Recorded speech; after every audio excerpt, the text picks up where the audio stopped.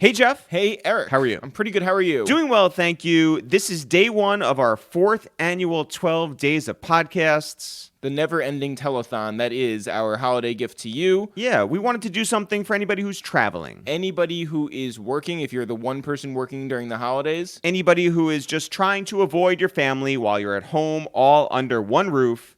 This is when we flood the market. We give you guys 12 episodes in 12 days. And if you've been rocking for us for a while, welcome back. If you're new, we want to say, hey, we do a podcast that is almost 300 episodes in that has never been about grabbing headlines. No. It's not about selling our guests out if they say something that, could be seen as like towing a line.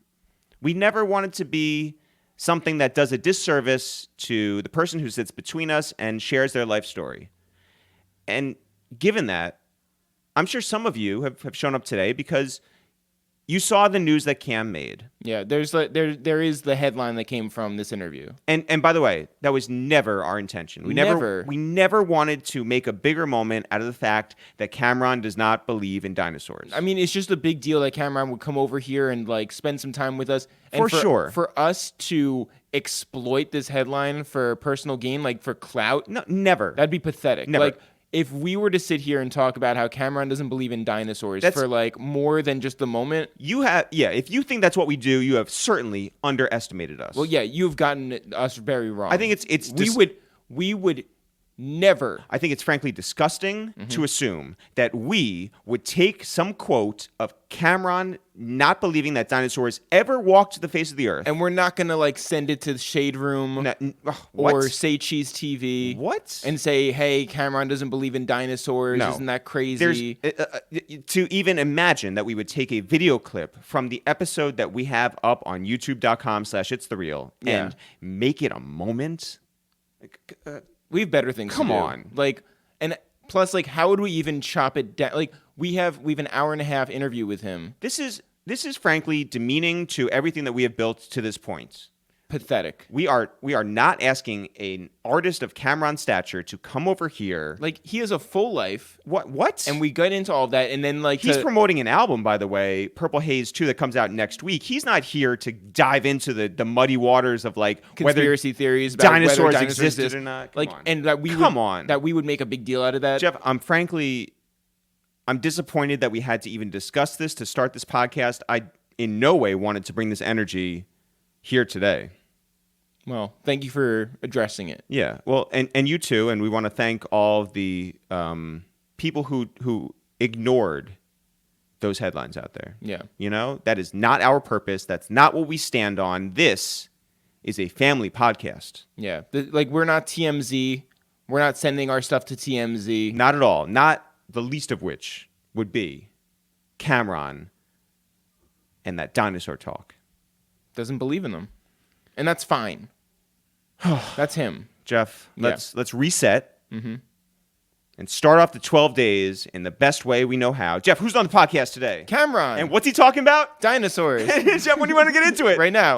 Yo, what up? It's Eric, a.k.a. 730 Dips, a.k.a. Sword Triceps. Yo, what up? It's Jeff, a.k.a. Let a Couple Ring Off, a.k.a. Divorce. Yo, it's Killer Cam from Harlem.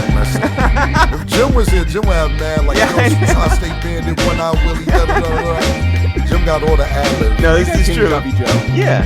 I went off some names. Y'all got me on that. What's up? Yeah, it's your third favorite podcast to waste time with. It's the real. Cam, what's happening? Everything's good, man. Thanks for having me. No, thank you. Listen, it took 270-something episodes to get you here, but we really, really appreciate it. This was planned. Yeah, this is planned. It was 277 that I planned to come on. Exactly, yeah. You had all the warm-up people beforehand, and you're the headliner. Congratulations on what y'all doing, though. Thank you very much. Proud of y'all, man. Thank you. Watch the growth. I think that we should just stop after this episode. What do you think? Yeah. We'll negotiate. If I could be involved, we'll keep there going. we go. Yo, I would 100% be down. Yeah. Yeah. If you let me manage you, then you could be bigger than Brad Pitt and everybody else's management. Now we're talking. Harlem and South Harlem together, you know? There you go. Yeah. So we have to start off with the most important question I think you've ever been asked. Okay. There's a video that you took in like a Walgreens or a supermarket. Okay.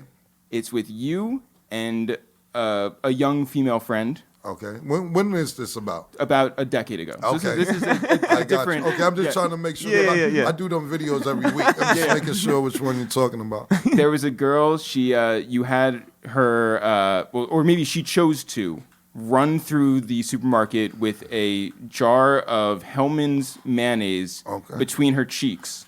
Oh, and a ass. Yeah. Okay. What is the craziest thing that has been off camera that's happened in a supermarket with you? We do, like I said, we do this like pretty much every week in Walmart. Like we go to Walmart at like 3 a.m. and I would say, okay, let me give. I'm not gonna say the dude's name. I'm giving you a dope one. So we're in Walmart one night, and me, a female, and one of my friends, male friend. Pause. So anyway, we in there. It's like around Thanksgiving, so we just in there wilding, like throwing turkeys around and playing football with turkeys and like breaking bottles by accident and shit like that. And but we still bought like about $300 and maybe $70, $80 worth of stuff. So it was a fun time. So we're leaving out, and as we're leaving out, like the security, like they had undercover cops in this particular Walmart. And as they're leaving out, the cops come over like, hold up, everybody, hold up. And I'm like, I know, we broke man shit. I already know. It's no big deal. Whatever I broke, I'll pay for it. They was like, no, we seen that. It's not a problem. You, talking to my friend, what's in your pocket? He like stole some toothpaste and like some it was like, Damn. it was like Nothing. toothpaste. Yeah. No, it was nothing. We just spent $380. He stole like $11 worth of shit. And he was like, you have to come with us to the back. He's like, Kim, I'm like, I don't fucking know you. Why the fuck are you stealing $11 worth of shit and we just spent $380 worth of shit? He started to make an excuse. I left him at the Walmart and went home. If you go food shopping, do people expect things to happen? Do you feel like you let them down if you're not throwing turkeys around? It depends. No. When we throw turkeys and play it's a football, giveaway. Yeah, that's like 3 a.m. It's nobody there. You know what I'm saying? So we playing that shit out. You know what I'm saying? We love going to Walmart acting stupid when nobody's there. I do like in that video, you assured the people behind the counter, you were like, no, we're paying for the mayonnaise. Like, we're good. It's in the ass already. I'm not going to put it back on the shelf. So, yeah, absolutely, we pay for that.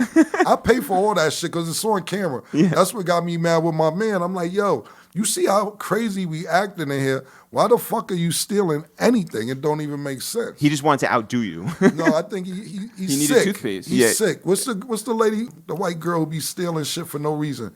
The actress. Lohan? There you go. He got that shit. He got the black male version of Lindsay Lohan stealing for no reason. Have you ever met Lindsay Lohan? Actually, I haven't. Wow. Not interested. That's fair. No. That's fair. Unless He's right back there. Yeah. Okay. Yeah. Oh man, that's crazy. Let's take it back to the very, very beginning. Where are you originally from?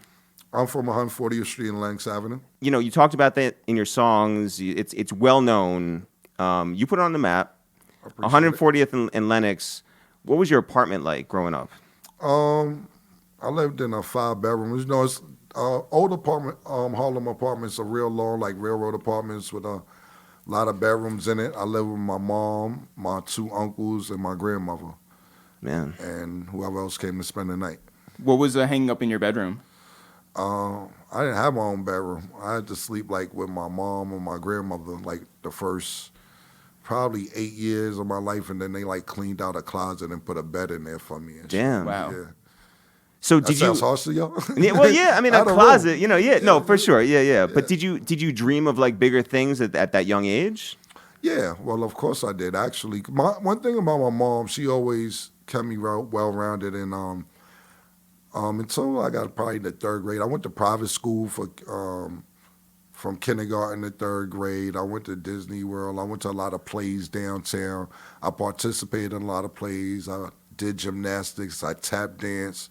My mom had me in a lot of different activities, and we traveled a lot, so I saw other things. Wait, later on, when Prodigy, those pictures came out, like, what went through your head? I panicked because I was like, it's some pictures of me tap dancing somewhere and shit. But Yeah. now I don't give a fuck. That was No, a tough Yeah, time. right. Yeah. But I definitely, like, I did a whole show when I was like 4 years old at the Beacon Theater and shit. Oh, Holy shit. Yeah, like Upper West tap dance Side. and shit. Yeah, my mom had me in a lot of different activities at a young age. But when I first seen, that's a great question because when I seen that, I'm like, They're all damn. great questions. I'm like, yeah, but I'm like, damn, is somebody gonna pull out my tap dance video and shit one day? But that's a good question because when I seen that, I'm like, I definitely have somebody. I don't know where they at. Somebody definitely has a video or pictures of me tap dancing. Well, so when Jay did that, did you think like, he's dirty, like he's got like, you know? That's part of the game at that time. You know, everybody was beefing with each other. It was kind of natural, so I didn't expect nothing of it. Like So- I didn't frown upon it. When did basketball really like, you know? When did you really take to it? Probably like basketball became realistic for me like at 10. That's when all the shit that my mom had me doing, I figured out this is what I like, you know. Cut all that other stuff out. Yeah, I couldn't do backflips at gymnastics and shit. I was good on the rings and shit, but I wasn't really balanced beamy and all that. Basketball guy from my block actually lived on the same block as me. When I used to play in the park, his name is Aziz. He took me to Gauchos at probably 10 or 11 years old. Wow. And that's when I started playing organized basketball when I was 10 or 11 years old. I kind of deaded everything else that I was doing because I love basketball so much. I started focusing on that. Did you already know like you were nice? No, actually, I just thought I was playing in the park. He actually spotted me and guess he saw some talent in me. I was just playing freestyle basketball. And he just took a chance and took me over there. So would you play at different parks or just like your spot and Gauchos? Well, I played I had a park directly across the street from where I grew up at on 140th Street. It's a park right there. So I would play right there all the time. And Gauchos was probably like a 15-minute walk, 20-minute maximum walk from my house. But I would play other places too. My grandmother lived on the east side of Harlem on 110th Street and First Avenue. I'll travel there to play. But as I got older, probably 12, 13, we would go everywhere and play basketball, whether it's Brooklyn, Bronx, Queens, wherever. And I know that you and Jim first crossed paths on the east side, Right. and his cousin Dave was really good at basketball. Right. And when you guys like faced off, like he was the guy over there, and Right. and you were the other guy coming in. Right. Did you know that he was like legit? Well, at that time, the way I looked at it, I wouldn't let nobody from the east side beat me in basketball because I just felt west side was better basketball players than them. You know what really hurt them is when me and Dave played one-on-one and I killed Dave. For real, and like the whole east side was so disappointed. My man Sin City talks about that. He's like, Dag, they was really disappointed. But my mentality was nobody from the east side is going to beat me in basketball because I just thought the west side was better basketball players. And what was really the best part of your game? Really dribbling and going to the basket. A lot of people didn't shoot jump shots like they shoot them now. You know, it's like Steph Curry reinvented the game. So I would drive, go to the basket. It's time I have 40, 50, I have 60 points before going to the basket. But I dribble really good and going to the basket was my thing. Yeah. I didn't really have that much of a jump shot. Was Jimmy all right?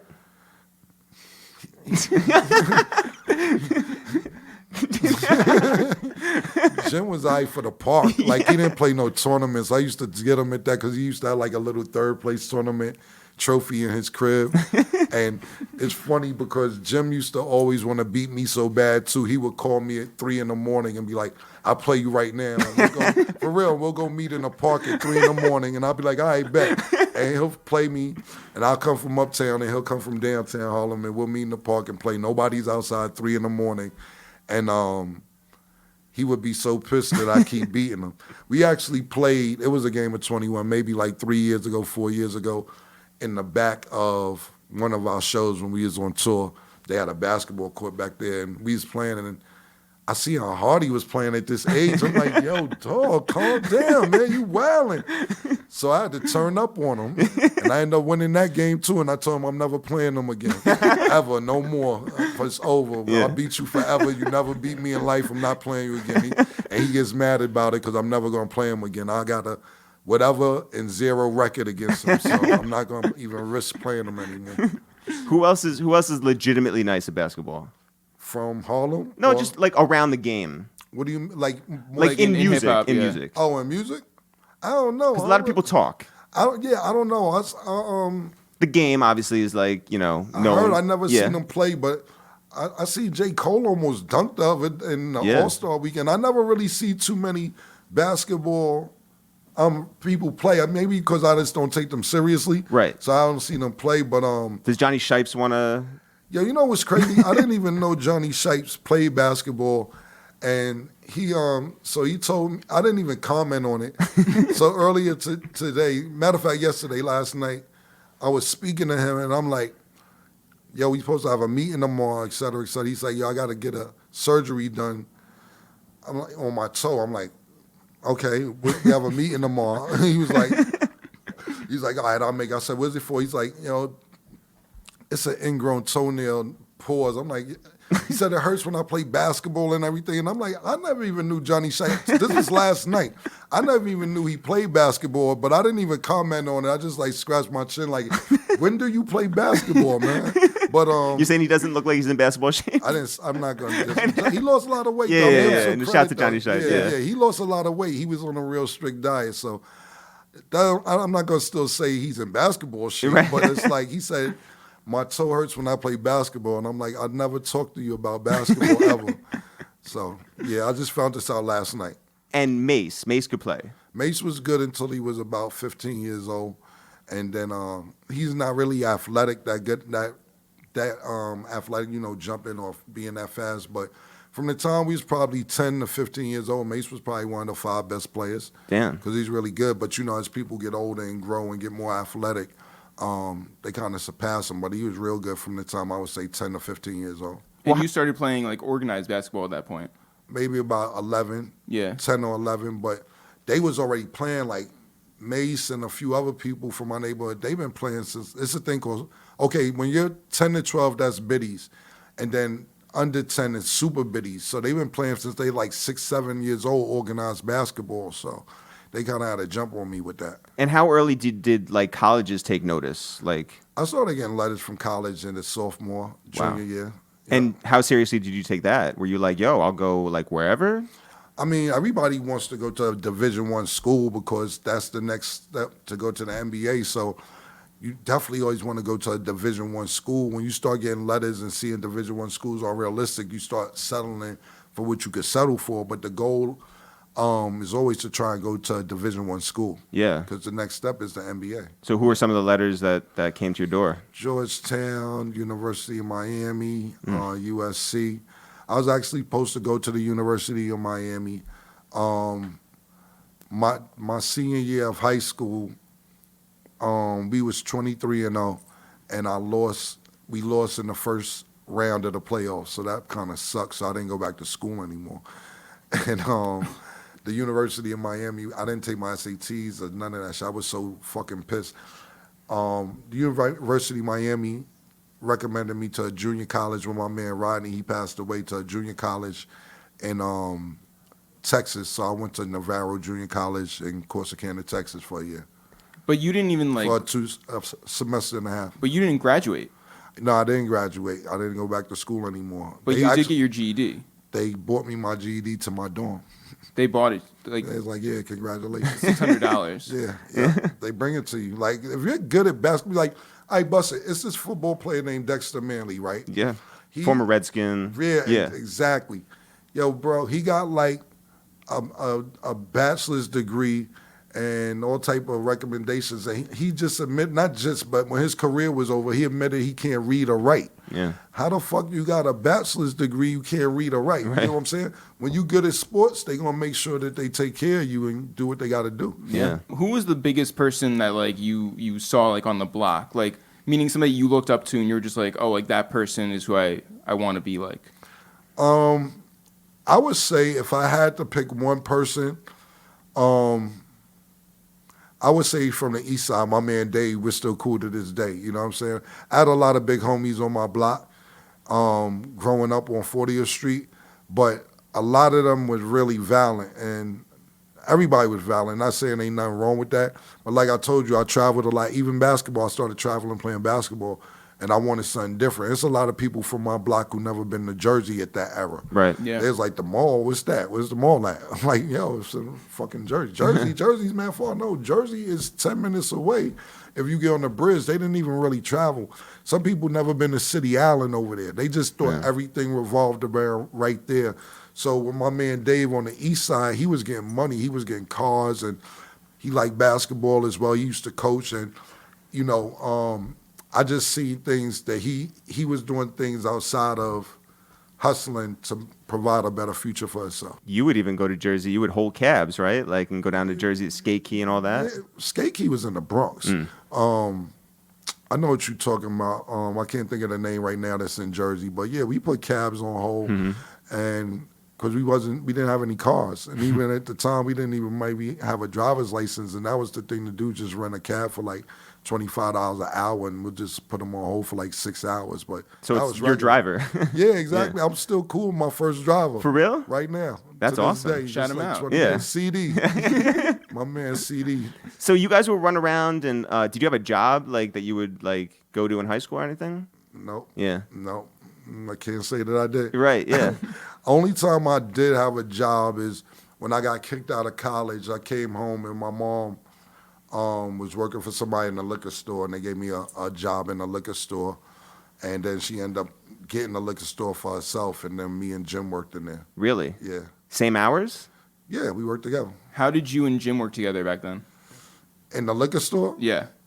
It was cool because we didn't have no other source of income, you know. So you guys actually like gave a shit. Yeah, we did. It was dope because it was legal drugs. Everybody comes in the liquor store, the hustlers, the girls. Friday nights was exceptional. Made a lot of money those nights. But yeah, it was really dope. It was something to do when we didn't have anything to do. What was your guys' drink of choice back then?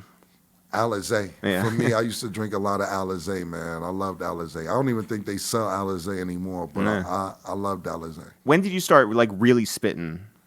When did I take rap serious? Yeah. Probably. All right, so I started rapping it. Like my cousin Bloodshed, he was really into rap more than I was, and I used to just rap with him. And I lived on 40th, so Big L was starting to emerge as a rapper probably when I was in 10th or 11th grade, something like that. And I was like, Dad, people started taking a liking to Big L, and I was like, that's my man from my block. He wasn't like no big time rapper or nothing. Or I didn't even look at him as a rapper. It's just my man from my block. And he went to school with this dude named Twan from the east side where my grandmother lived.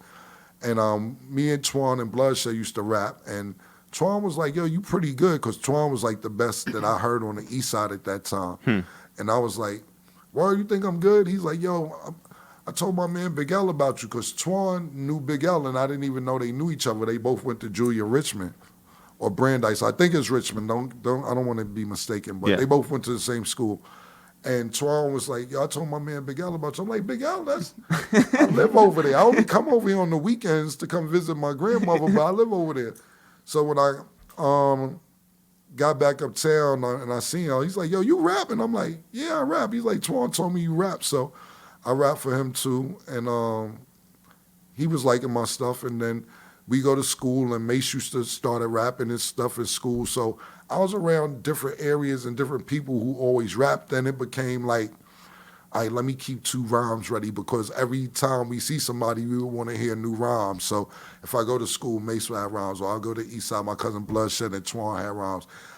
Big L is asking to rhyme with me every 3-4 days, you know what I'm saying? Even though I didn't look at him as Big L, it's like my man Mark is asking me to rhyme every 3 days. Herb McGruff is up there with dope rhymes every day. So everywhere I went, people were rhyming. So I always kept rhymes on deck, but just in case I get in a cipher or something with somebody. Did ciphers happen outside of Mart 125? Oh, yeah. Well, that's a little different time, because Yeah. D from Rough Riders and Y from Rough Riders, they had kind of a store in there or something at that particular time, but they kind of made that their head location. So a lot of artists used to come and try and, you know, because D&Y was getting money. So a lot of artists used to come over there and just get advice or try and get down with them, because Rough Riders didn't pop off just yet anyway. They was on a rise of about to pop off, but people gravitated to D&Y because they were people persons. They They'll hear your problems. If you need $20, they give it to you. If somebody fucking with you, they'll come take care of it for you. You know what I'm saying? But that was kind of what was going on 125th Street. So who was outside there? DY. I didn't even know they was from Yonkers at the time. I just thought they was some dudes that came around and just hung out. But sometimes the locks would come down there, but they wasn't the locks. You know what I'm saying? All these people, I'm telling you, didn't have deals or didn't have records at that particular time. So Mace, a bunch of different people from Harlem came, but it was just somewhere everybody kind of hung out at that time. You got on Big L's album. Yeah, he put me on his album. Did you anticipate that happening, or was that a surprise to you, or? No. Well, Big L had a vision too. It just didn't come to fruition, and he didn't have the best deal, I believe, over at Columbia. But he seen how it could be beneficial to have a crew. You know what I'm saying? The name of the song I was on was called 8 Is Enough. Though it was 8 people rhyming, including him. He had another song with like Granddaddy IU and some other people on it. That was like 5 other artists, and he was trying to form Children of the Corn. Right. And he seen the importance of that, but he didn't really have the best deal at Columbia, so it wasn't like he could form the crew that he wanted. You know what I'm saying? So that didn't come to fruition. But for him putting me on his album, I was really happy about it. Yeah, what'd your mom and your uncles and everybody think? They didn't give a shit. Really? Yeah. Did they know about it? They probably didn't at the time, to be honest, because nobody wanted you to be like a rapper. Like, that wasn't really something that they seen could be beneficial at that time. You know What did your mom want you to be? My mom, she didn't really. That's a good question, because she didn't really disagree with anything I was doing. At that particular time in life, I had moved out from my mom. Like 10th grade, I moved out my mom and moved with my grandparents. So my grandparents didn't really want to hear no rap shit. They was starting to get mad at basketball trophies. They like, because I used to have hundreds of trophies in my house, and they'd be like, when are you going to bring some money in here? You know what I'm saying? They was getting mad at the trophies. So not necessarily my grandmother, but more my grandfather. But, they when you got older people from especially that generation, they from like segregated bathrooms and restaurants and shit like that. So they believe learn a trade or get a job or whatever. You tell them you're gonna be a rapper, that shit is way far fetched for them to even fathom. You know what I'm saying? Yeah. That shit don't even seem like it could happen. Did any of that sink into you though? As far as what? Like, did you ever believe like, oh, this is like a pipe dream? No. So Never. it was make it or not. No, I never believed that, because I just always felt that I had talent, and a lot of people told me I had talent. You know what I'm saying? Well, I really thought I was going to be in the NBA, to be honest with you. That was really my goal. Rap was like a hobby that people just told me I was decent at. But when I got kicked out of college, Mace almost got his deals. Mace's deal was almost done, and then that shit started becoming reality. It was one thing when Big L had a deal, but when Mace got his deal, it was something totally different. Had you met Puff? I didn't meet Puff till I went on tour with Mace. Did you think that like what Mace was doing was gonna like blow him up to like the extreme? After he did that 112 song I did, Yeah. You know what I'm saying? Mace, what happened is Mace had did a tape, and this dude named Kuda heard Mace's tape and kind of took Mace under his wing and taught him not to be so hard rapping, and took a liking to Mace and told him how to make choruses and so on and so forth. And them two lived together for about a year or maybe more, trying to get Mace's sound right and teaching him to be more for the ladies, because Mace was a real hard rhymer. And Murder Mace. Yeah, there you go. So they spent their last money to go to Atlanta, Kuda and Mace, because Kuda used to road manage Biggie Smalls. So I don't even know how that happened. He's from Virginia. He ended up living in Harlem. He found Mace, and they lived together, no money or nothing. They grinded it out together and spent their last money to go to a So-So Def party to rhyme for Jermaine Dupri. Crazy. And Jermaine Dupri didn't take him, but other people heard about what they did, so that's how their vibe started going. You meet Big, obviously everybody knows, like you show up at his crib and he's got 2 girls there, and you spit for him on like every instrumental that they got, right? Right. Did you think that was your moment? Like that was just like, the one? Absolutely. Yeah. You got to. I mean, this is when Big was on top of the world. He was like the king of not just rap, like all music at that particular time. People were loving him, and just to get an opportunity like that, you got to take advantage of it. Like, people come up to me and be like, yo, Cam, can I rap for you? And I'd be like, I bet. And they'd be like, what you want to hear? I'd be like, what the fuck you want to hear? Yo, my nigga, what the fuck are you talking about? I want to hear a radio Yeah, song. yeah. Do Yeah. people still try to give you actually physical CDs these days? Not lately. Like a lot of hard Hard drives, thumb drive. Recently, to be honest, I was at Whole Foods like 4 or 5 days ago. This dude gave me a card and said, put your camera up to it. And you put your camera up to it, and it automatically goes to his whole website. Whoa. Yeah. You ain't hear about that? No, like a QR code or something like that? Yeah, on the card. No, I didn't know that like artists were doing that. I'm glad I'm not late. I Yeah, thought I yeah, was no, fucking no. late. Yeah, it's so good. This dude hands me a business card, but it has like the, like the barcode on it. Yeah. You put your phone up to the barcode, your camera, just your camera, and they'll take you straight to their link for their music. But did you listen to the music? Because he had that type of technology, I did. Wow. I was impressed. Wow. Then I told somebody else about it, and they heard about it already. I'm like, but y'all didn't. Yeah. I beat you guys to the punch. Or we're just pretending to be nice, Right. There's a famous like Rap City clip of Mace and you and that girl walking down 125th. Where was your mind at in that moment? That this is really about to happen probably because, it's far-fetched to get a record deal or anything like that. So Rap City was the biggest rap show at that particular time. Yeah. So. And who's in that? Jimmy's in the back. I know. Is he? Yeah. I know the video you talking about. Big Les is the lady who was hosting it. Yeah. I used to like her. Yeah. And you could tell from the video. Yeah, but I don't remember else who's there, but just that segment, being on Rap City at that time, it was really a big deal. So I was like, oh shit, this shit is really about to happen. Do you watch a bunch of your stuff like back? No, unless I'm trying to prove a point to somebody. It was this girl, so I started, everybody calls me Flea and shit. Yep. But Flea is like regular slang and shit.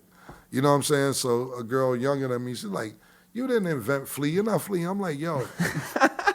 I had to go show her Killer Season. I'm like, how old was you when Killer Season came out? You don't know shit about, probably couldn't even come outside by yourself when Killer Season came out. Look, I'm Flea and Killer Season. Yeah.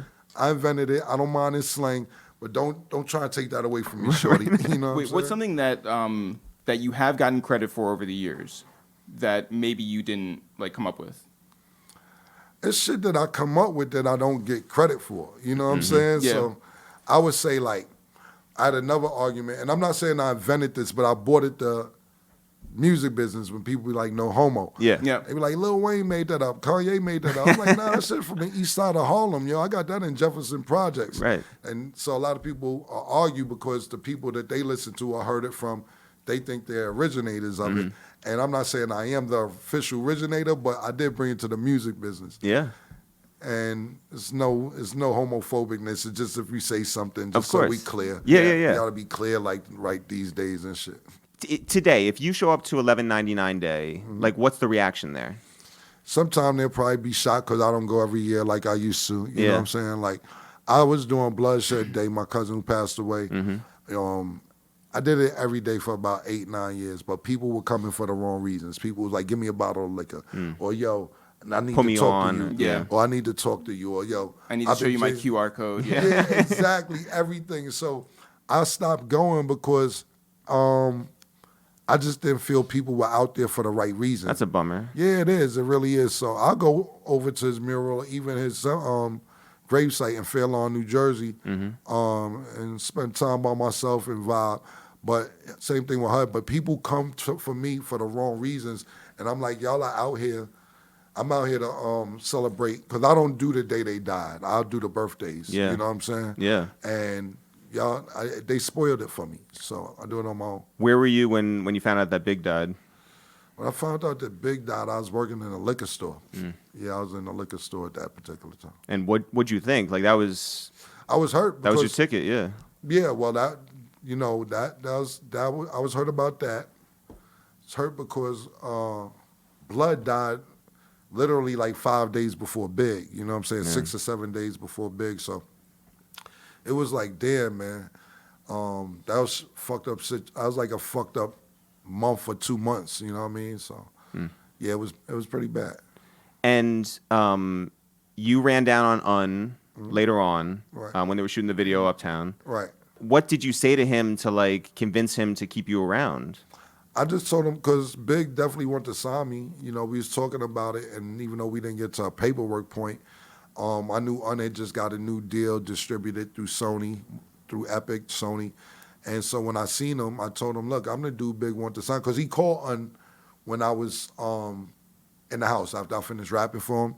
He called Un. So when I seen Un, when they were shooting the video, I ran down and I'm like, yo, I'm the dude that was in Big's house that he called that he wanted to sign. What we doing? Yeah. And we did the deal after that. And at that point, did you think you were out of here? You always gotta. I'm not one of them people who don't think I'm never not gonna be out of here. Know anything I'm doing. So yeah, I thought everything was gonna be great. You know what I'm saying? I'm not one of them like, oh, what if we don't? What if we don't? I don't second guess anything I do. Right. No backup plan. Yeah. I've always got a backup plan, but I always think whatever I'm gonna do is work. You know what I mean? Yeah. So When you look back now and you see like all the memes on the internet, right? Like you see the You Mad stuff, you Right. see like certain like shots from different movies or whatever. Yeah, you in pink. Yeah. Like what do you think of all that? I think it's dope. Yeah. You know what I mean? Like Do you have a favorite? And do you send that to people in like text threads or anything? I definitely say you mad. Or say whenever somebody seems upset, I definitely say you mad.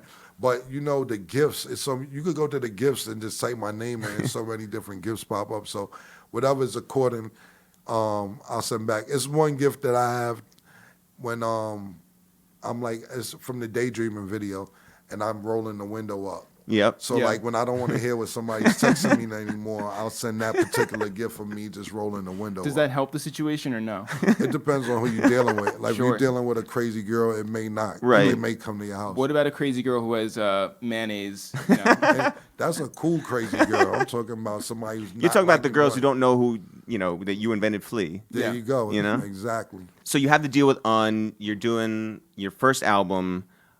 What like did the label do for you like in a positive way? Like how did you like feel your situation was at the beginning? I did everything you could for me. You know, we shot videos. We did put me on the movie soundtrack, the Wu soundtrack. Did you have expectations? Like were you like, well, you know, my friends are getting this or like these guys I see are getting that, like I want that same treatment? I mean, Or did you even have a vision? I had a vision, but see, that's the thing is that I had to compromise my vision with his vision because they just been around Biggie. I'll start recording 5-6 months after Biggie passed away. Maybe shorter time than that, maybe 4 months, 5 months. Where were you recording? Sony, the Hit Factory. Yeah. So everything I did was being compared to Big. You know what I'm saying? Well, Big would have said it like this: cheese, eggs, and Welch's grape. And Big, and I'm like, yo, I can't be Big. You know what I'm saying? But they were just coming off being with Big and being on top with the biggest hip hop artists. So I had to listen as well because it wasn't like they wasn't around greatness. Right. But at the same time, it can only be one Big. So I'll say my first album was like 50-50. It went gold. Was I disappointed? Yeah, because you got to realize Mason just did triple platinum. You know what I'm saying? Yeah. So my expectations was at least platinum. Right. You know what I mean? So I was okay with a gold album, but I wanted to go platinum. Yeah. But I wasn't mad about it. When you look to get out of that deal eventually, and you do go and you enlist Dame, and you're like, there's got to be greener pastures elsewhere. Did you think that you would end up at a different label entirely, or were you like, yo, maybe this Rocafella thing like will happen? So what happened is Un had a distribution deal, and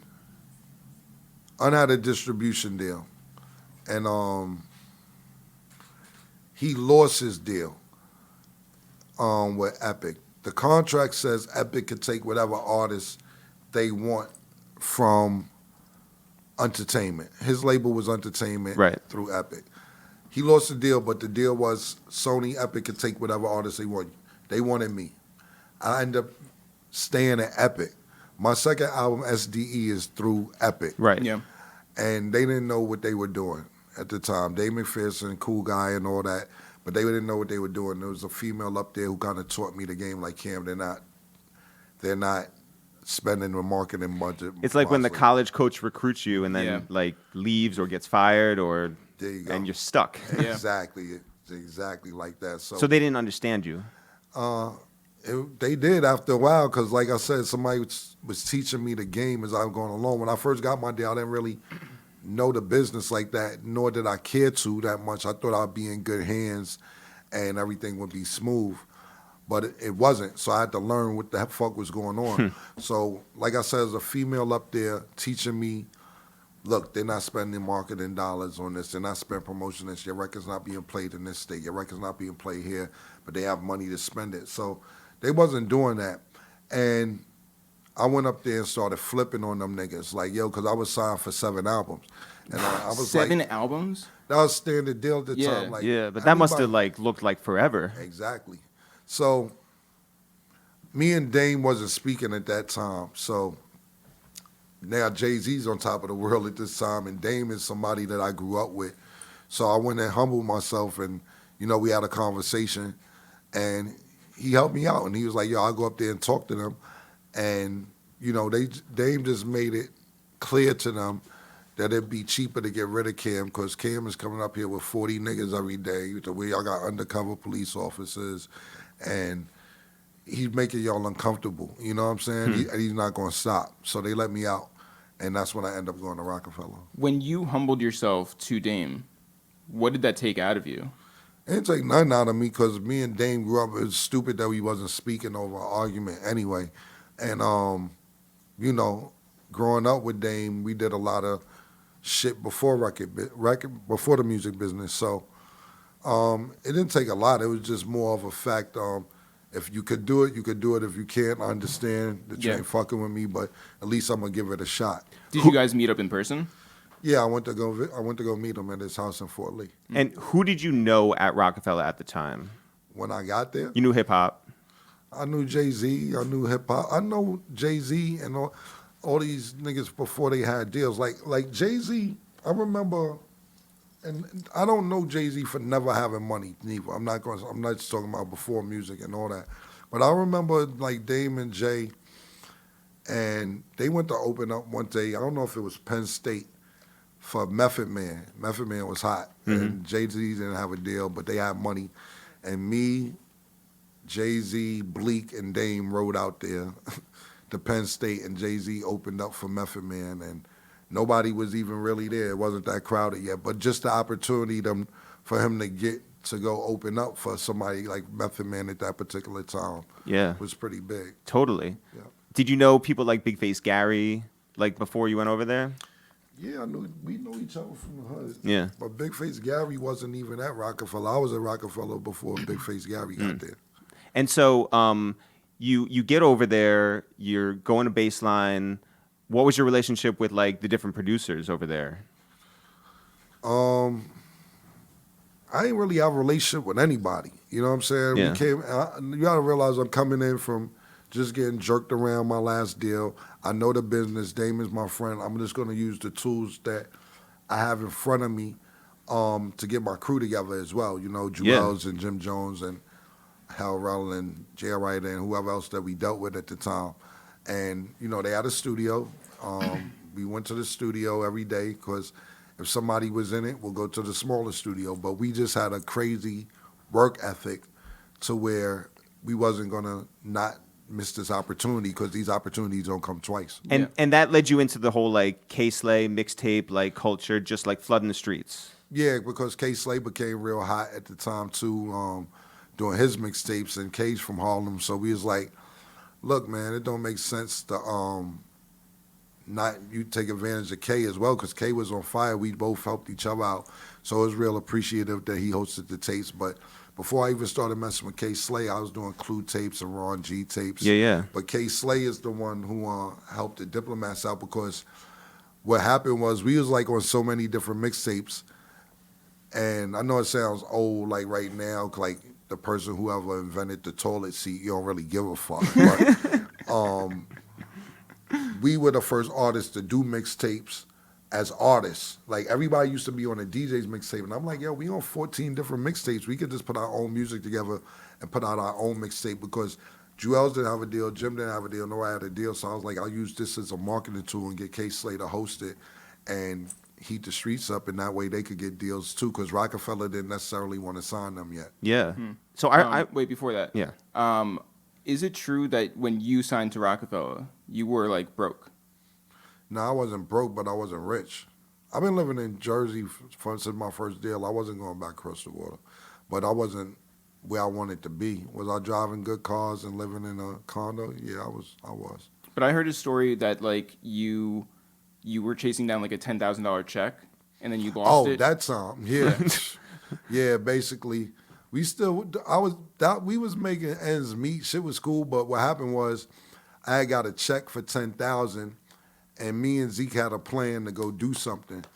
That wasn't about paying bills or nothing else. That was about we wanted to go buy some work, and we knew we had like a golden opportunity. It was like a situation to where we couldn't lose, and we had just got a check for $10,000, and we was like, we're buying nothing but fucking weed with this, and we lost the check, or though we thought we lost the check, and it was underneath a car, and we were super happy. But it wasn't like to pay bills or nothing. It was like to get rich. Yeah. yeah. And it worked. How quickly did you and the state property guys become friendly? Everybody was cool when I got there. You know, I didn't have a problem. Everybody was real cool. Sparks and Petey Crack is still my man, and Beans and Bleak they got on the song that Just Blaze produced. Yeah. When I first got there, it was pretty cool. Yeah. Yeah. And did you think that like the work that you were doing with like Arsonist or like with Just or like even the stuff you did with Kanye, like that you were defining a certain sound that you guys would own? Nah, we just pick beats that we like. You know, we didn't know that we was going to become like the Dipset sound. Right. We were just more vibing off beats that we could relate to. You know, at that time, you know, Juelz was taking a train. He's like when I had Juelz with him, he's like a 10th grade dropout. You know what I'm saying? And people had a lot of different pains. So I think all that music reflected the pain that people was going through, whether they was going through it at the time or previous. Yeah. Yep. So what made you switch your flow, by the way? Gotta reinvent yourself. I was in my first deal in 1997, so it's 2019. For me to even still be doing this is pretty dope. Yeah, You know but what I mean, I mean? like So- to go from like your first flow to your second. I mean, like because your first album sounds like one thing, Right. and then you started doing like the nursery rhyme sort of stuff, and like, what inspired that? Just basically my first album, I did a lot of dope shit, and it was going over people's head.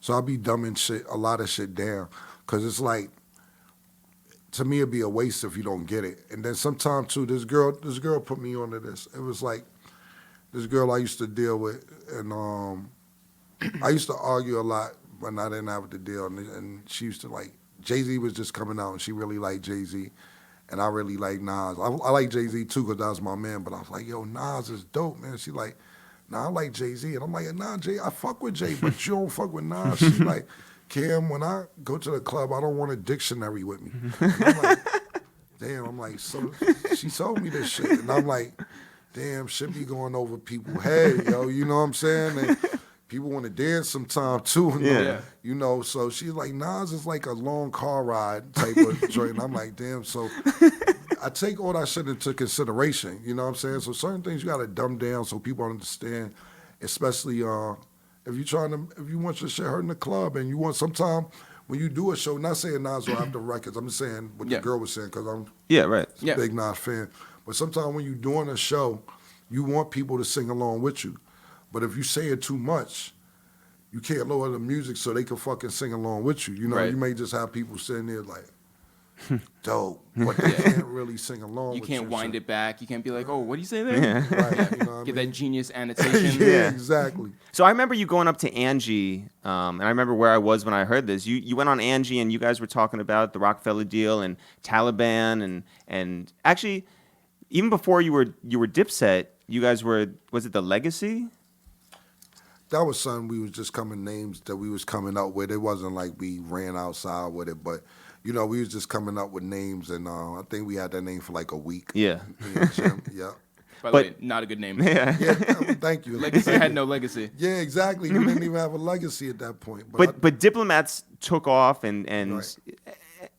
I know Johan's over here, and he was saying before, like, you guys are so known, obviously, for the Eagle, and you're so known for Dipset and all your merch and everything. What'd you think of the Ramones T-shirts, that came out with, like, the Diplomats? And it's just, like, they took that and became such a big thing, but that wasn't necessarily, like, sanctioned by you. The band, the Ramones, they got the black and white T-shirts. Hey ho, let's go. I didn't even see it. But they got the famous like T-shirts though, and they redid that with your guys' stuff there. You gotta show it to me. I didn't even know about it. All right, we will. Yeah. Yeah. So in the moment, you're over at Rocafella, and when you did Come Home With Me, Okay. did you know that was like a perfect classic album? Nah, but it felt good. Yeah. It felt good. It felt like we was in a good space. We was on a good label, and I was around people who genuinely cared about my career. It felt different. Yeah, because like I said, Dame was pretty much running the company, and that was like my big bro. So for us we probably didn't speak for like a year and a half or whatever. So for us to be cool again and him teaching me things that I didn't know already, it was genuine because it wasn't like he really needed to make money off of me. He already had money. Yeah. But he was really just teaching me a lot. So it felt good, and it was good momentum making that album. This is your shirt. This is the Ramones shirt. Who are the Ramones? The Ramones were a punk band back in like the 70s. They all Okay. looked the same. They wore like long hair and had like bangs So or that whatever. was their logo back in the 70s? And then Yeah. they flipped it to do a Dipset like thing. Let me see. No, Yeah. what I'm saying is this. The Ramones made it like that recently? Or that No, was their thing someone back in the- else. So Who was it? originally the Ramones, and then they flipped it to be Yeah. Another Dipset clothing thing. label did a Dipset thing. Okay, A but what I'm version of saying is that. this. This wasn't their logo back in the day. Just this? No, that was all their logo. Okay, this is theirs right Yeah, here. yeah. Yeah, well, you know what it is. You know what that logo, you know where that's from? No. It's the back of the dollar. Well, yeah. Oh, yeah. You know what I'm saying? So it isn't like we came up with something genius. We just copywrote it and did it the right way legally. But if you look at the back of dollar, that's the same thing that's on back of a dollar. Hey guys, it's Jeff here from the podcast, and that is Eric over there. Hello? We have sold t-shirts from our website to 43 states and 8 countries. And by the time that these 12 episodes are done, Yeah. the 12 days of podcast, Yes. we want to sell to the rest. 43 out of 50 states. Okay, so- we sold to 8 out of 182 countries. Okay. Gotta finish it out strong. Okay, so we are missing Arkansas, Missouri, Mississippi, Montana, Nebraska, North Dakota, and Vermont. We're missing Guyana. We're missing Vietnam, Malaysia. Italy. Oh, we're missing people from Italy. The food experience curated by that fat chef. I forget his name. He needs to buy a t-shirt. Yeah, Uruguay. We're missing Nicaragua. We're missing Panama. Yeah, just all of Central America. I'm shocked that we haven't sold not one, to Mario Batali. Mario Batali is the fat chef who does Italy. Mario, if you're out there, buy a couple of triple extra large t-shirts. It's thereal.com/shop, and now back to the podcast. We've spoken about this a lot. Like, we had our live show with all of Rocafella up there, and we spoke about it with Jim in terms of like the recording of Oh Boy, right? And like the politics behind it, and that the beat was just sitting there for a year, and you went in and you're like, no one's touched this. Like, Guru, put it up, and I'm going to do it right now. What we haven't heard though is once you get to Hot 97 and you pressed enough, what is that scenario like? I don't remember, to be honest. I just know that part that you're talking about. I wasn't sitting there for like a year. I was sitting there for about a month. And Jewels kept pressing me to like, let's basically steal it. And not steal it because it was sitting there. Yeah. And everybody been in the studio, whether it was State Property or Bleak's Crew or Jay-Z, and everybody's been in and out the studio 10, 15, 20 times. And Jewels is like, it's still here, man. And I'm like, yo, just leave it. And we waited about another 2-3 weeks and nobody touched it. I'm like, fuck it. And we just end up doing it. But as far as pressing enough, I can't remember. I'm not going to say and lie, but Enough definitely looked out. That's my man. Yeah. But I can't remember that part. But the song was so good and it felt really good. It really didn't have that much of a problem taking off once we gave it to people. Yeah. Like not mixed, like just like we just rushed it out so we. And then Dame was like, "Let's make a video," like because it was kind of like we stole it, so we was like, "Yo, hurry up and just do what we could do to it," and we gave it out. But yeah, it was really good, and Flex played it, Enough played it. We got a lot of love on it, but I don't think it was one of them situations where it was forced on people. It was a really good song. It was something different when you heard it. And I just think people grasped to it because it went nationwide. It wasn't just New York. Yeah. Right. This is a little bit like different, but like, who are your comedy influences? Influences are who I like. Both? Like, well, my favorite, the only person I haven't met, which is my favorite comedian, and I'm not necessarily for his stand-up, more for his writing, is Larry David. Yeah. That's like my number one. Yeah. Yeah. Like we've talked about that. Yeah. Oh, Yeah. yeah. So Larry David, growing up, I like Martin, Eddie Murphy, Richard Pryor, Kevin Hart is, God bless the dead. I really love Patrice O'Neal as well. He's got a legendary. new documentary coming out on Comedy Central soon. Oh, yeah? Is that right? Yeah, that's dope, man. Yeah. I love Patrice O'Neal. D-Ray is dope. Yeah. Did people always tell you that you had a good sense of humor? Yeah, people tell me I'm funny. Yeah. Because I could be but growing funny up when I too, got yeah. Yeah, definitely. So people used to tell me I play too much growing up. You know what I'm saying? 'Cause Well, could you snap on everyone like at baseline, just like, Yeah, like I like to snap and talk shit, but that's one thing with me. Like growing up, people like, oh, you play too much, but I know when to turn it on and turn it off because it's like, yo, tough guys to me, and I'm not saying I'm tough. I'm just saying, like, yo, real tough guys don't act tough all the time. Who wants to act tough all the time and be mad and making frown? I like to laugh and have fun and shit. Like that's pretty dope to me. And like, if you come into a situation where you have to defend yourself or be aggressive or whatever the case may be, that's the case. But walking around frowning all day, that shit is whack. That shit is real whack. Yeah. Word. You mad? Yeah. Yeah, that's why you mad. What do you remember about shooting the music video in the back of that limo in the tub? What means the world to you? Yeah. Was it cold? Nah, we was in Vegas. Can you bring that back now that you're living out there? It was pretty fun. It was dope. I remember, the one thing I do remember about that song, there was a girl on that song. And I just remember, we wrote the lyrics for her. Joel's wrote her lyrics for her. Joel is in that video. People don't even know that he's asleep in the limo and shit. He's in that shit sleep. And it was just a headache because all of a sudden it's like a girl we just knew from wherever, and she's on the song. And then once the songs came out, she had management and she wanted a deal and an attorney and this, that, and the third, and it became a headache to deal with because we was trying to put her down with us. But Is that why she's not like credited? I have no idea. I ain't gonna lie why she's not credited, but maybe Joel's wrote the shit, so Credit him. He should be credited, you know what I mean? But I remember it was just like a big deal, but all of a sudden it's these 3 different managers, an attorney, and a boyfriend, and I'm like, you know what? Just keep her.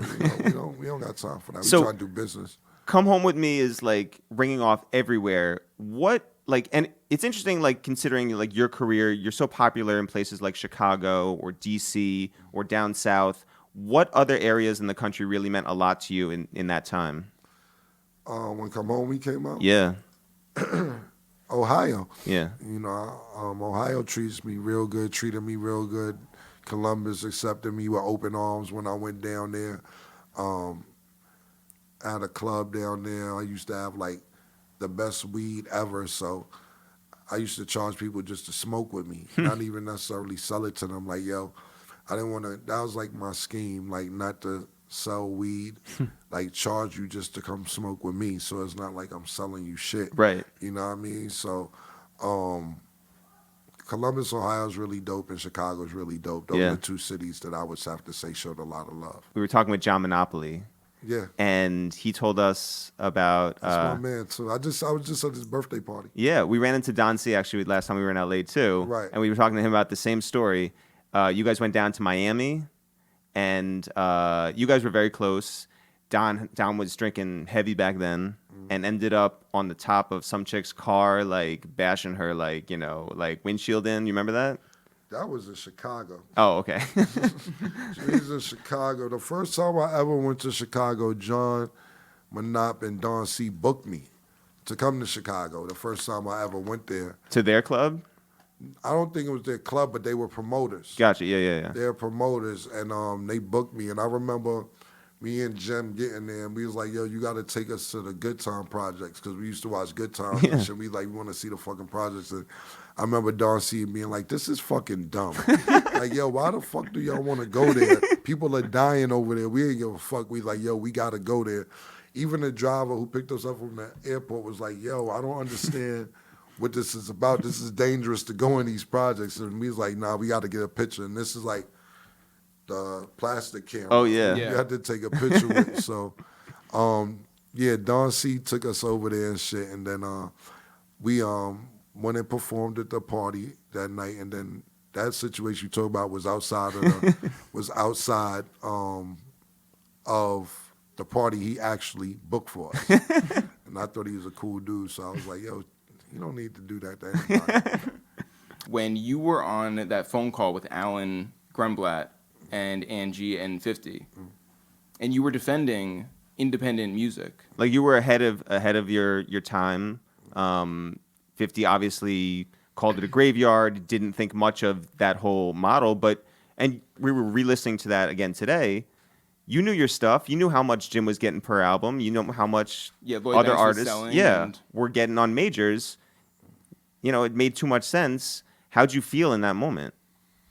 It was just a heated moment at that particular time, I'm always on top of my business after I got jerked around, like I told you, but I haven't heard that in years, so I would have to listen to it again, but it was just more about probably defending whatever I was talking about business-wise at that time. Yeah, I think what also, really stuck out to us was that, you started off, you were like, what's up, baby? He's like, what's up, baby? And you guys were good. Yeah. And then, he must have said something, and then you started, yelling Curtis, and then it just sort of all exploded in the moment. Did you guys talk, within that? What you mean? After that phone call? We seen each other. We spoke. Mm-hmm. We was together probably about a couple years ago. We was trying to put some sitcom shit together. I meant in that when you guys were beefing. Did you guys talk at all? No. Did you? We've heard this too, that he would send funeral notices or whatever to the label and really play it up and send black flowers or whatever. Did you find that to be normal, or would you just oh, he's playing? Was it funny? Or? Yeah. I don't dwell on that shit. If you want to, we battle and we battle, and if it's gonna be street shit, it's gonna be street shit. It just was all music, so I didn't really take it as anything else. Same thing when we seen each other, we talked about yo, that was some music shit. We had fun, it was cool, and we moved on with it. Yeah. After you finished your Rocafella stuff, and you had different albums that performed differently, and you got out of that situation.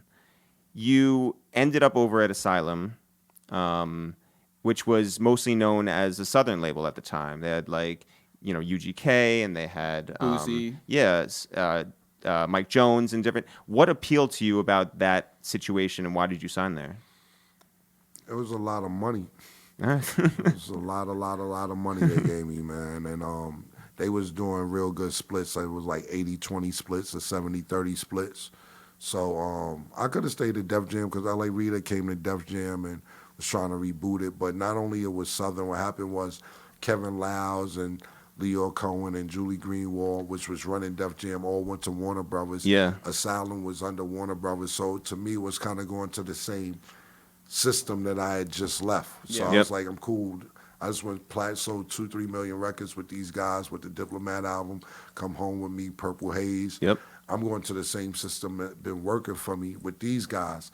So even though it was Asylum, it was still underneath the Warner umbrella, which had the people that was running Def Jam. So totally. It's pretty cool. When you think back to your Def Jam days and Rocafella and the movies that you made and the presence that you had there, did you feel like you could do that without that system? You could do it independently and have that same sort of energy? at this time I built my own fan base with Diplomats. So I was thinking, look, even like with Rocafella, it was dope to be there and Dame teach me all that, but it was always a plan to have my own label and my own artist. And it wasn't just Rocafella, and it wasn't just Def Jam. Like, to me, Southern artists did that first. Master P did that way before everybody. Yeah. Then Cash Money came and did it, and I was like, Jay Prince. And, yeah, exactly. All them dudes did it before New York people did it.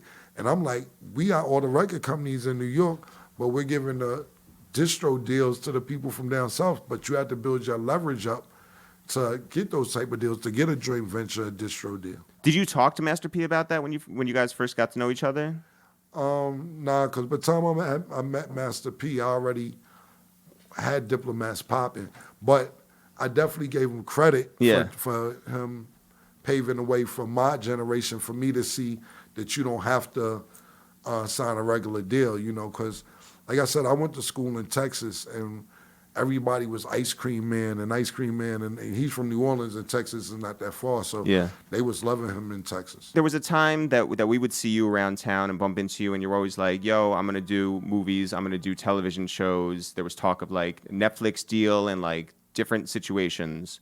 Was acting or writing or directing always, like, a passion of yours, or did this, like, develop, you're just like, I want to do something different than music? After the movie, Final Destination came out, I wanted to do movies. Final Destination? Yeah, because I did a song called Death on my first album. Like, Death is Chasing You, so on and so forth, whatever. And to me, Final Destination came out after that album. Not saying that it was related any type of way, but it was like the same thing. Yeah. It's like, yo, Death is Chasing You, so on and so forth. And they didn't have to even rhyme about it. You know what I'm saying? Yeah, like, yeah. People don't give musicians or rappers that much credit. There be some people, it's regular songs, but some people are telling the whole story and have to make it rhyme. Yeah. Yeah. You can write a movie and it don't even have to rhyme and shit. So to me, that's kind of easier. Yeah. Depending on what the situation is. Like, I could do a whole fucking movie around one song title. So you got a song like Death, and then you got 6 Final Destinations that make like $1 billion. Yeah. You get what I'm saying? Yeah. So I'm like, I could. But then that girl doesn't want to hear that shit in the club. Yeah, but she'll go to the movies to see the shit. You get what I'm saying? Do you still go out to the movies, or are you more a Netflix guy? I go to movies like at 12. Like, I'm going to movies tomorrow, 1 o'clock in the afternoon. Really? Wait, tell us the address. That's what I'm saying. Like, I like going to the movies, but I like going when when no one else is there? I don't go on weekends. I go at like 1, 2 in the afternoon, and I'll go with, like, because there won't be nobody there. I went last week to see Will Smith's movie. Right. How was that, Gemini Man? Yeah, if I didn't get to see it because I went to see the 3D shit, and it kept fucking up. And that was just me and this one other couple in there. And they was pissed. They was like, you know how fucking hard it is to get a babysitter? They just kept yelling at the people, and they kept starting the movie over and over and over. They was pissed off, and they ended up just dead in the movie. So I didn't actually get to see that movie, but I went. And tomorrow I'm going to see, was it Black and Blue or whatever it is, with Tyrese. Black Tie? I don't know. Tyrese got a new movie out with a police officer and all that, so I'm going to go see that if I wake up in time tomorrow to go check that out. So we have another podcast that we do with the Locks, right? Where we review movies. Yeah. And we watch a lot of movies that we've all seen, Trading Places and Jurassic Park. Black and Panther. Like, yeah, but we've also seen movies that, like... Maybe you haven't, like You've Got Mail or Coco or... Like, Jadakiss had never seen Any a Pixar Pixar movie, right? You've Like, also never seen Jurassic Park. which is crazy. Right. Yeah. What movie have you been, like, given a chance to see that you were just like, I never would have watched that recently, and you're just like, yo, this shit's dope? I've never seen Jurassic Park neither. What? Never? No, I'm not really. What are you doing after this? I'm not interested. I have fights with people about dinosaurs and their existence all the time. Wait, so, what? Yeah, like As in, you don't believe dinosaurs existed? I'm not believing or disbelieving. It's like no proof. Like, because they throw these big bones paws up in the museum, and be like, yo, these are the people that were here before us. I mean, No, see, that is the proof. Yeah. You're looking for the proof. That is the proof. So these bones didn't. So they didn't Was the evolution class your senior year, they're still strong second enough semester? to put out in museums, and they didn't crumble or anything like that. I'm not necessarily going for that one. I'm not saying it didn't happen. If we You can were get absolutely more, saying it didn't happen. no, if we get more proof on it, cool. I'm not going off museum facts. There are like 2,000 years of proof. What's the proof? Give me some proof. Besides the bones or whatever. Let's go to the museum together. together. No, I'm not. It's only like 11 blocks from here. I've been to every museum when I was young. I'm like, word. So they just found all these bones and glued them together. Yes, that is exactly what they did. Nah, I'm not sure I'm gonna go for that one. It sounds like more of a money maker to me. Let's act like it was dinosaurs. Wait, do you and believe put 'em that the world is flat? Nah, I Okay. believe the world's I was about to like have like an aneurysm. Nah, Heart attack. Yeah. No, Nah, just me and my that friend. dinosaurs didn't exist. All right. I'm not saying they did or didn't, but I'm not going off museum facts or finding bones. Like we need a little more proof, and I don't know what other proof you could give me, but who found these bones? Yo, Pause. our group Like chat is real gonna be scientists, like all dinosaur like Real scientists. Man. Yeah. Oh yeah. Archaeologists. That's their. Yeah. That's what their Yeah, training's Indiana in. Jones. Yeah. Yeah. But Have you seen who- Indiana Jones? Who pays the archaeologists? they get grants. Okay. That's not like a Okay, they get paid to do this shit. yes by like I wish universities. I wish I could be an archaeologist and be like, I found some shit. I'll be at the beach every day with like, yo, look what I discovered and found, and just make some By the shit way, up. that movie pitch would be amazing. Yeah, that'd be great. You Yeah, as yeah, archaeologists, yeah. Are you insane? Let's get Larry David on the phone. 100%. Let's get it. Yo. So, By the way, okay, so now we have to like really clear something up. One time you hit up Eric Okay. and said, "Hey, I want to cast Jeff, me." I did. I know what you're talking about. in a Right. movie, Yeah. No. you go. I got the part. No, But, no. like- It was a video. But, like, I wanted you to you- play me in a video. I remember that. I wanted you to have a pink mink on and sing my whole verse. And Is do that the shit. idea still possible? Yeah, I've been Yo, here. I seen you and you was with it, but I still haven't put that song out. Yo, I really remember that because I was like, yo, this would be dope if he did that shit. And I'm like, yo, if Jeff did that shit. Yo. Yo, by the way, everybody thinks that I'm the kid who does the Jewels like Santana's Town. Yeah, I seen that Yeah, yeah. remake. No, it's Everybody thinks that's me. Yeah. Jack in your style. Yeah, exactly. I seen that. I might be him for Halloween. Okay. Yeah. I'm gonna think I'm gonna be me following. Yeah. Somebody just asked me, so I'm gonna go with myself. that would be Yeah. great. Yeah. That'd be really great. But by the way, Eric isn't my manager. Yeah, I know. You Yeah, don't but have you to hit go me through up him. like, yeah.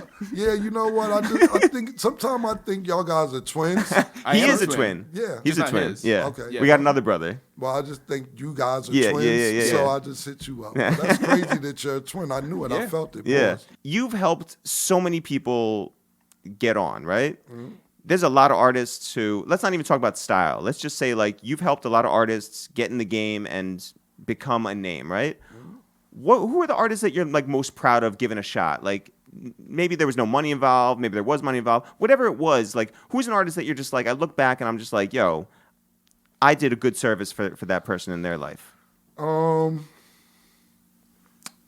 Everybody, you know, not saying I did a good service. It's just more about seeing it come to fruition. You know what I'm saying? It's not about a good service. It's about, you know, none of this shit is guaranteed. Same thing like you was asking me earlier, what do I think wasn't going to work? I think everything's going to work, but realistically, it might not work. You know what I'm Right. saying? Yeah. So any project that I did that became successful, or any artist that I worked with that became successful or had a good run or had a good time or became aware, even if it's for a small period of time, I'm really proud of that. That's dope. So it's not just one particular person. It's just the fact that we had a mission and accomplished it.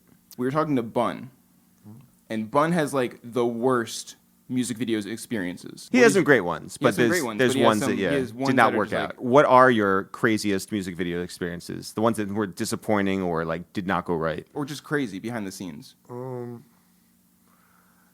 Well, my only thing I would say that I could think of, because we always have fun at our videos, is probably I shot the video Get It in Ohio, and it was the coldest day in Ohio in like 50 years. It was like minus like 13 or 14. Not wind chill factor, like when you're driving, it says minus whatever on the dashboard. And the cameras froze when we were shooting. And like It was really bad. Like, it was hot sodas, and we would put them on the ground for like 30 seconds, and they would be frozen and shit like that. So I would say that was probably just the worst experience weather-wise, but every video we shot, we always have fun at. I can think of a couple of really fun things, which is Emmanuel, our friend Manny, was in the 357 video as one of the cops, which is crazy. She's in Get 'Em Girl 2 video. Is she really? Yeah, it's when me and Zeke did like the fake. You talking about Emmanuel who works in Atlantic? Yeah. Well, now she's over. Now she's at Capitol. Yeah. Okay, yeah. Well, she's in. You haven't been checking out her LinkedIn? I'm sorry. Yeah, by the way, Manny, I'm sorry. Yeah, shout out to Manny. You know I love Manny. Manny's my homegirl. By the way, Freaky Zeke added me on LinkedIn, and I was just like, why? He knows you're a twin, man. You know what I'm saying? So He'd do better off if he was hitting up my twin brother. right. No, pause. So I'll take that. Pause. Again. Yeah, she's actually, we did like a fake Maury, and she we begged her to be in it. She didn't want to be in it. She's like the girl it both wasn't our baby. Oh, we got to like check this video out. Yeah, it's gonna get Also, we talked to Sherry Bryant, and she said the first time that she was on a private flight was when you refused to do some like video unless you were flown out there private. Okay. And then they did it for you. They worked miracles and got you on that private flight. Yeah, Sherry's from my grandmother's though. She's from the east side of Yeah, Harlem. yeah. So, $11.99. yeah, exactly. So, Sherry's family. But I remember a funny story about Sherry. I remember she called me one time. Sherry Bryant, she had called me and she's like, "Yo, Kim, I'm in the store. Somebody following me. I need your help." And I'm like, "What?" She's like, "I'm hiding in the store right now." And she was happened to be like right across the street from where Zeke lives. And I sent Zeke down there, called him up to go get her. Holy shit. And she was like hiding behind some chips. And By the way, Zeke, she's very short. She is, yeah. yeah, and Zeke is like, "Sherry's, nobody's outside." She's like, it's like, okay, maybe I'm paranoid. But that was crazy, yeah.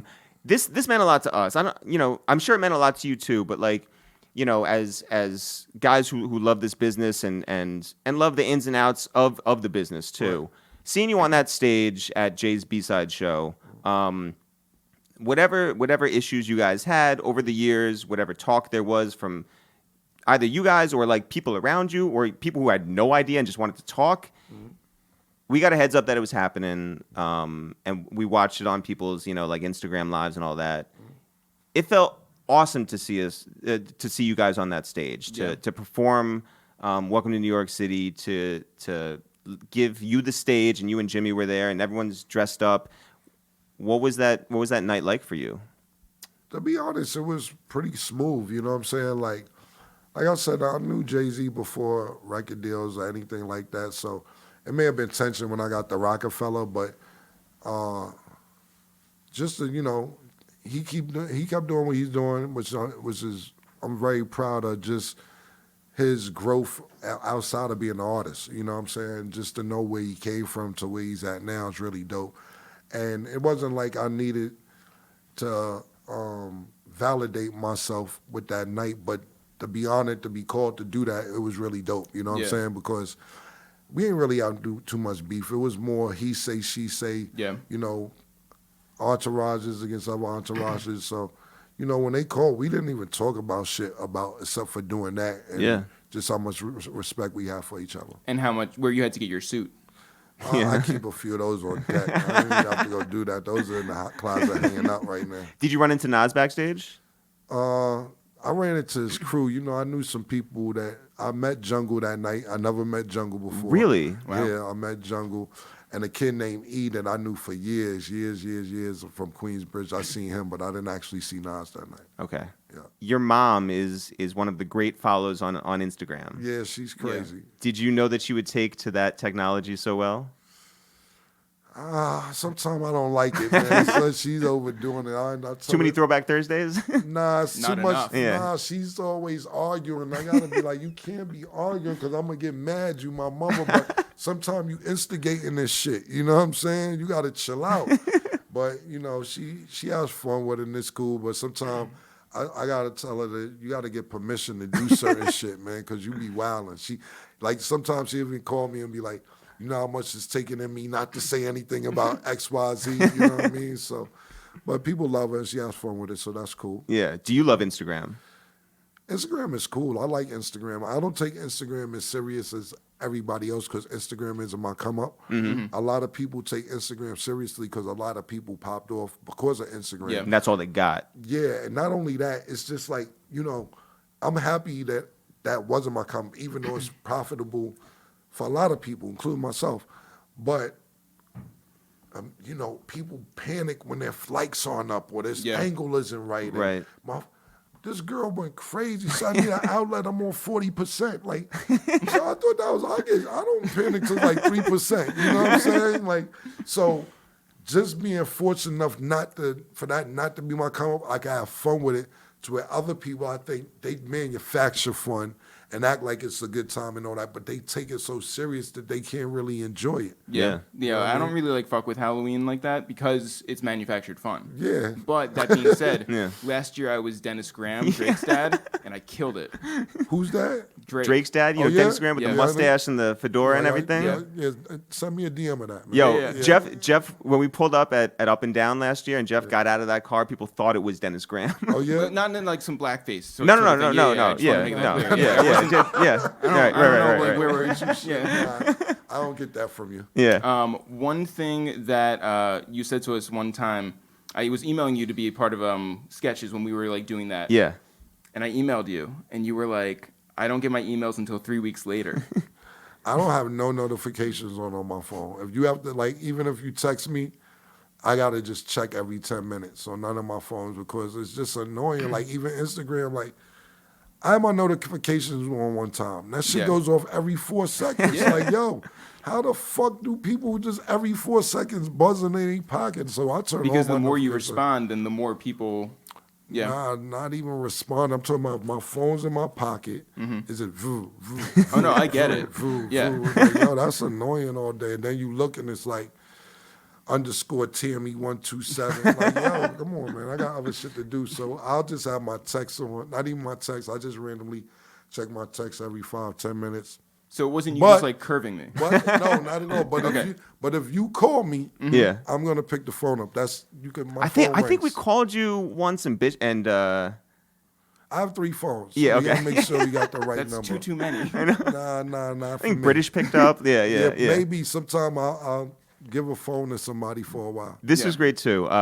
Spotify, you guys did a show maybe a year and a half Oh my ago, God, 2 years yeah, ago. yeah. Right. So we pull up and we're standing outside with like Lenny S and Emery, right? We're across and we see that there's a big crowd outside, so no one's getting in. And I think ASAP Mob was opening up for you guys. Yeah, there was a police presence. Yeah. Oh, and by the way, there's been a million Dipset reunion shows, right? Right. And this is like the only one that Flex wasn't involved in. Right. You know, there's like Spotify is doing this one. Right. So we're standing there and we're talking to Lenny, we're talking to Emery, and we're like, all right, maybe we'll cross the street, maybe we'll go in now, but it doesn't look like the crowd's moving. And all of a sudden, we look to our right. And who's walking down like 8th Avenue but you and a Wrong parade of a million people behind you. Right. And you were not stopping. You were not going into the show. You just kept going. And we're like, well, fuck this. So we followed Joined you. in. Yeah, we followed you. It was like a parade. There was a It's a parking parking garage. lot. Yeah, Yeah. to the park. And it was Manny was there trying to like negotiate things. Shout out to Tuma who was at Spotify at the time. Right. And I know you did make it into the show later. But Yeah, I was about to leave. Yeah, I because police, it wasn't Spotify or Tuma anybody. Yeah. The police just was so upset because they didn't have it under control that they was taking it out on everybody else. And everybody was following me. And I'm like, look, I'm never going to get in if this many people are following Right. me. So, And like these two idiots joined in. yeah, oh no, it was cool. It was like I 102 on the- people. I was on the way home at that time. I was like, it's over for the night. But they convinced me to go back, so I ended up going back. can you tell us a good tunnel story The tunnel, besides bringing like 150 people at a time and no, I didn't have that much pull. That was after I got my deal. But the dopest part of being tunnel, I remember just being too young to really get in the tunnel. Maybe I was like maybe just at the right age, but it was really dope to see Eazy-E in there one day. Wow. And I was like, fucking, yo, Easy fucking E, man. This Yeah. is crazy. Yeah. You know what I'm saying? When you- I think I was like 17 or some shit. when you think back about like who you were back then, when you 17-year-old Cam, Right. and you and Jim, whatever, you're working at the liquor store or you're running around, you're playing ball, like you listen to like his project or see what the reaction is like last year and think about all the moves you're making and you're just like, God damn, like we have done a lot of shit and we're respected across the board. Again, like, you know, you don't need the sort of you don't need people to tell you, oh, well, you know, you've made it now that you've been on a B-side stage. But like, I'm saying, like, where you're at now, you ever look back and think this has been a long, crazy journey? Not really, because it's still going on. Yeah. Sometimes I may think of moments or somebody may remind me of something and say, oh, you remember this or remember that. But I don't sit there and dwell on stuff too much. And I really don't like, unless we doing shit like this. Yeah. Like, yo, remember when? Like, nah, because I'm trying to worry about tomorrow, too. You know what I mean? When it's all over and said and done, yeah, we could do that. Like, right now, we're in the process of gathering pieces and bits of stuff from my documentary. Oh. So, Do you have a distributor for that? not yet. I'm not sure who I'm going to do it through. I have some options, but I'm not going to say because it's not inked and, inked and writing. By the way, I don't know if you have yet, but you should hit up Syph, who like has like tons and tons and tons of video footage of everything. Yes. I'm sure he's got stuff. Cypher Sound? Yeah. Yeah, we were supposed to do some comedy shit together, me and Syph, you know what I'm saying? That's what's up. Cypher's dope. But, yeah, just going through the documentary process is dope. But just on a regular and be like, yo, remember this, remember that? Nah, I'm still trying to worry about tomorrow. Unless you're with some girl who has no idea like about like, you know, certain things part of your career. Yeah, and I got to bring up Flea, shit like that, you know, when you discrediting my future, that I got to bring the past up. Does your mom like have like scrapbook or like, you know, any sort of like memorabilia from like your career? Does she keep like a hold of that? No? Everything is on the net. Yeah. Just about, I mean, she got old picture books when I'm a baby and like 4 or 5 years old, but what it's about some like technology. triple, you know, XL, you know, like promo shirts? Not that. I got a lot of shit like that in my storage. I got a storage unit with a bunch of old shit like Scissor and promo and all that shit, but just laying around, nah. Oh, Jeff found the dopest throwback today, right? It was a promo T-shirt, no, a long sleeve shirt, like from '99. Yeah. I seen it on her Instagram story. Yeah, When yeah. you say fuck Giuliani. Yeah. I seen it today. Fire. Right? Thank you. Fire. Yo, bring that shit back. Yo, like now's so the many time. people are hitting me up being not like, doing Cam that has now. to bring it back. But fuck Giuliani. Yeah. now. Yo, now's the time too. What's he doing? He's fucking up still? He's What? wildin'? Oh, Absolutely. Every single day. Every Okay. single day he goes on TV. And we he need to fucks talk up. about dinosaurs and like what's going on with the president now. You know, Trump's the president. Yeah.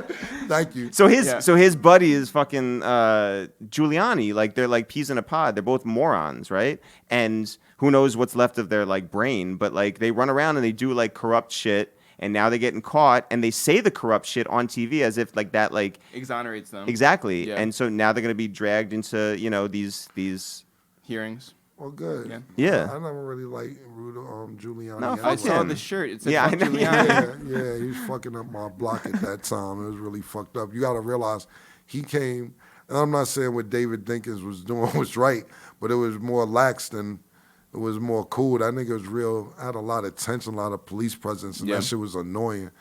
Even like, and it wasn't even racial with him. He was like shutting down John Gotti and a whole bunch of other shit too. He was just an asshole. But Yo, when you came back from school, or actually when you went to school, did people think like, did they think something of you for like, not staying local?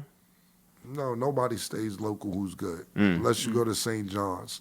Everybody wants to go to North Carolina, or everybody wants to go to NC State, or Iowa State, or wherever. Like, I knew a lot of girls who went to NYU. They're not playing basketball. They don't got a They're trying basketball to team. be Yeah. doctors and I shit. don't know. There's like the Fighting Violets or whatever. Fighting violence. Exactly. But nobody wants to play at home. Everybody wants to go play on TV. And at that time, maybe St. John's and maybe the second closest was Syracuse that was playing on TV. Yeah, that's where I went, yeah. I wanted to go to Syracuse bad. Yeah? Did they send you a letter? Yeah. Jim Really? Boeheim. Shout out to Jim Boeheim. Yeah, that's my man.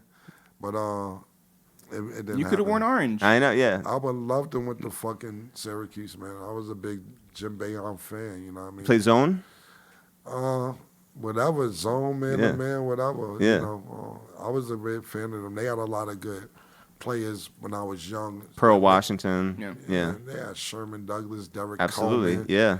And there was a lot of players. Conrad McRae. Mm-hmm. They had a lot of dope players, so I wanted to go to that. That was like my first choice, but I think they recruited whoever they recruited. But I was happy just to get a letter from them. You've obviously played Syracuse before, right? Like performed there? Yeah, Yeah. absolutely. Do you rock a jersey or what? Like, It depends. Like, I don't sit there and plan my outfit out. Like, Oh, you're not fabulous. Nah, I just go in my closet and I got a section of clothes I wore, clothes I didn't wear, and clothes that I wore that been seen before that I can't wear no more. Yeah. And clothes that I wore that nobody's seen before so I can still wear it. Like, that's how my closet is sectioned up. Who organizes your closet? I have a female who organizes my closet like Okay. every All 2 right. days. That's nice. Friend of mine. Yeah. That's a real fucking job, yo. Yeah. Yo, when like if she's not around for 2 weeks, it's fucked up. It's really bad. It's really bad. Like, that shit is a real job, yo. I'm really lucky to have somebody like that because you don't trust everybody. I was going through that when she wasn't around, and I'm like, I can't trust everybody in my fucking closet. You know what I'm saying? So I appreciate her. Do you have the shower curtain with your face on it up at your spot? No, I don't. Have you seen it in person? Yeah, I make them. No, of course, but like Yeah. hanging up somewhere. Do you ever walk into yeah. someone's spot and you're like, oh, It's kind of weird.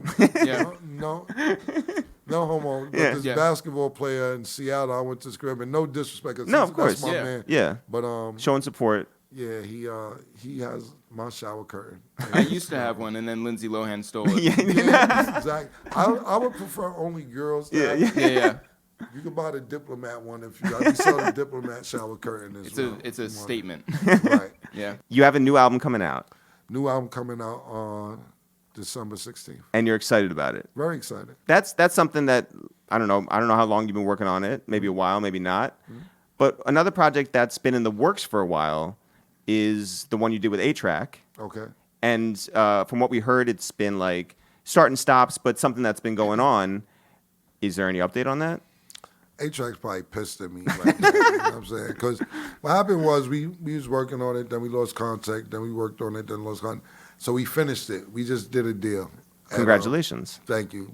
We did a deal with my people over there, Empire. Shout out to Ghazi and the Big crew shout to over there. Ghazi. Yeah. Amir. Yeah. So we supposed to get ready to put this project out, but I'm like, yo, it's the 15-year anniversary of Purple Haze. We gotta wait. And he's Yeah. like, come on, man, we can't wait. I'm like, soon as this project is done, top of the year, we're gonna put our project out. That's dope. So if he's not busy now, this Yeah, time, yeah. then the project come out. But we did do a deal for that with Empire about 2 months ago. But I just wanted to make sure this music got out the way. But it's really dope. It came out dope. That's awesome. Well, look, we're super appreciative of the fact that you came man, cut through. it out, man. It's way overdue, and Yeah. I'm happy you for having me. No, thank you so Thank you. much. And we appreciate you telling, your whole story until now, even if you don't normally, relive those days. And No, yo, listen, I with you guys is cool. thank you very much. And not with anybody else. listen, I appreciate that you look forward to, especially tomorrow when you go see that movie. You know what I'm Yeah. saying? Yeah. Appreciate you guys, bro.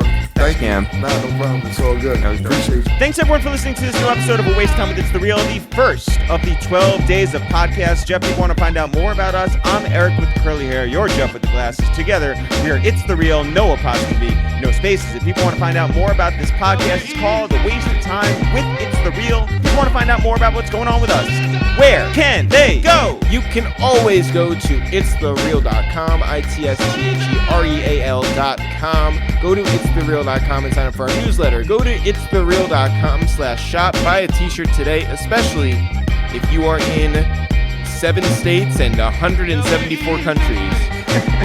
It's so close. We're so close to the countries now. It feels like it's possible in the next 12 days. Yeah, North Korea. We haven't sold any to North Korea? I know, it's crazy. That is wild. Also, you can find us on Twitter at ItsTheReal, Instagram at ItsTheReal, YouTube.com/ItsTheReal. We asked people if they wanted a shout out on this episode, and we said the way to get our attention is to add random celebrities. So, who are we shouting out today? All right. I'm going to start with Carissima, who said, not at random, but because she's the baddest bitch, Trina Rockstar. I want to shout out I Got Juice, who wanted Michael Jackson to know about our podcast. Yeah. I want to shout out David Clark Marshall, who said Mr. Porter. Hey, Mr. Porter, buy a t-shirt. Holla at Johnny D said, Pee Wee Herman, check this out. Yo, shout out to Pee Wee Herman, buy a t-shirt. Lex or Todd and Lex said, yo, tell Cam I'm still rocking Hey Ma like I am in my 20s at Scott.X. Hey, I want to be very honest. We recorded this episode 2 months ago. CBX Web from LA said David Lynch. Yeah, David Lynch, Buy a t-shirt. I think David Lynch is definitely listening to this. Uncle Sam MC, who is not Uncle Sam, the guy who sang that song. I don't ever want to see you again.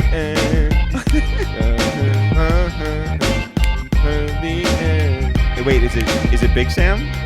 Oh, if it was Big Sam from the East Side Boys? From the East Side Boys, Big Sam who drank from a gasoline can. It'd be a different story.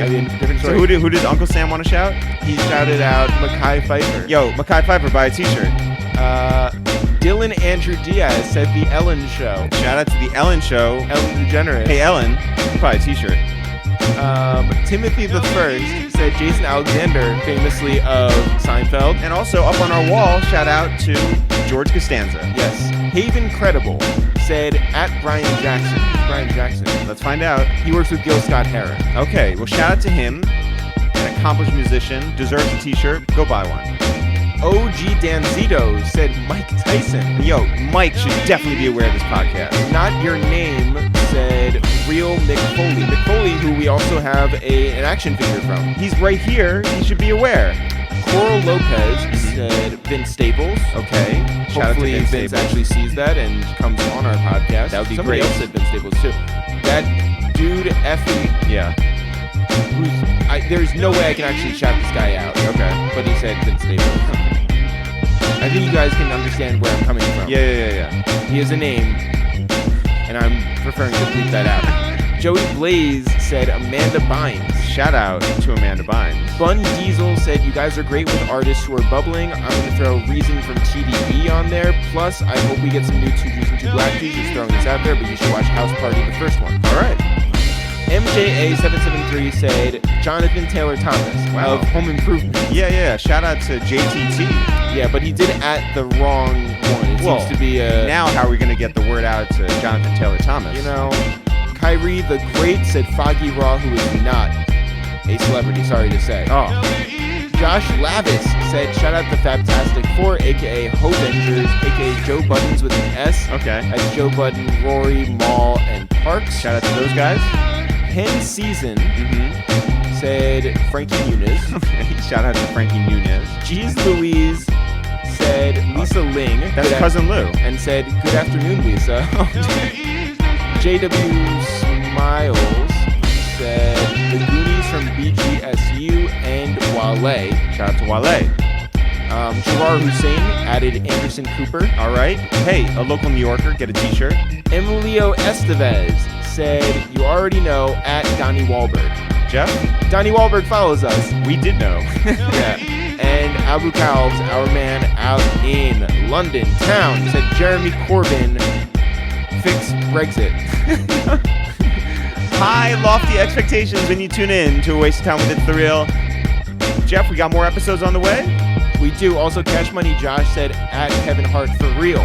I agree. We tried to get Kevin on the podcast. As always, Jeff, not for real, for real. Sure. We'll see you guys tomorrow.